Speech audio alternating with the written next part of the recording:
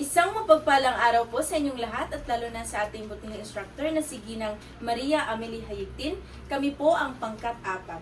Ako po si Binibining Angel Valerie Lagi. At ako naman po si Binibining Kathleen L. Lagare.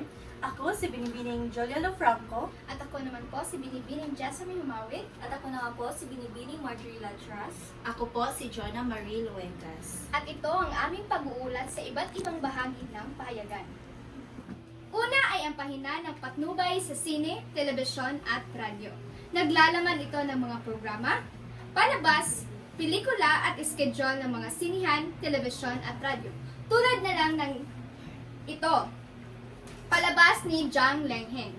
Lalabas ito in July 28, 2026, ang schedule ng palabas na ito. Gaya na rin ng ito.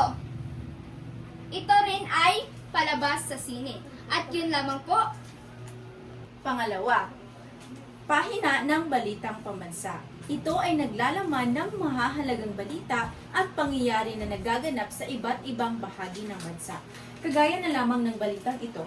Ito ang paksa niya ay Iran halts strikes as Trump gives space to the talks. Ito ay halimbawa ng pahina ng balitang pambansa. Ikatlo, section ng pagsasaka. Ito ay tumatalakay sa mga balita, kaalaman, teknolohiya at makabagong pamamaraan tungkol sa agrikultura at pagsasaka. Kagaya na lamang ng balitang ito na may paksang Gobernador Aumentado mas gipalapdan ang mga inisyatiba sa pagpananom og ubi. At ngayon naman, ito ang pang-4 tungkol sa seksyong patnubay sa sasakyang dagat. Ito ay nagbibigay ng impormasyon tungkol sa schedule, ruta at biyahe ng mga barko sa iba't ibang sasakyang pandagat. Tulad lang nito. At ito lang po. At ang panglima ay ang seksyon ng anunsyong itinatanghal.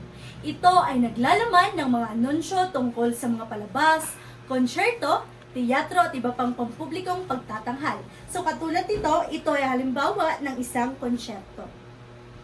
At ang pang-anim naman ay seksyon ng anunsyong klasipikado.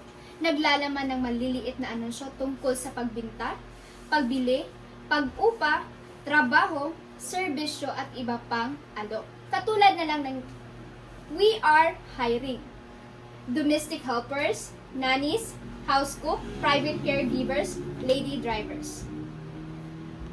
Pang-7, ang pahina ng comics. Ito ay naglalaman ng mga kwentong isinasalaysay gamit ang mga larawan at dialogo upang magbigay ng aliw at aral. Katulad na lamang lang nasa larawang ito, ito ay nagpapakita ng halimbawa ng pahina ng comics. At ang pangwalo ay ang seksyon ng fashion and beauty. Nagbibigay ng impormasyon tungkol sa uso na pananamit, kagandahan, pag-aayos ng sarili at mga tip sa pangangalaga sa katawan. Halimbawa ng nasa larawan, ito ay isang halimbawa ng mga fashion show. Naman ang ika-9, ang seksyong pagninegosyo. Naglalaman ng mga balita at impormasyon tungkol sa mga negosyo, ekonomiya, industriya, pamimilihan at kalakalan. Tulad ng halimbawa dito, ito ay pagninegosyo ng mga pagkain.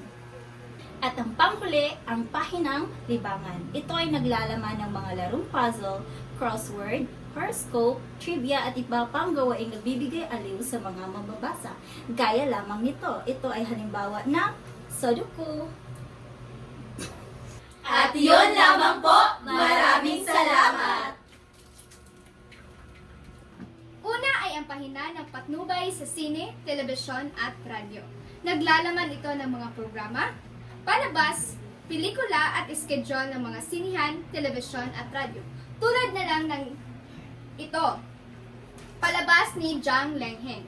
Lalabas ito in July 28, 2026, ang schedule ng palabas na ito. Gaya na rin ng ito. Ito rin ay palabas sa sine. At yun lamang po.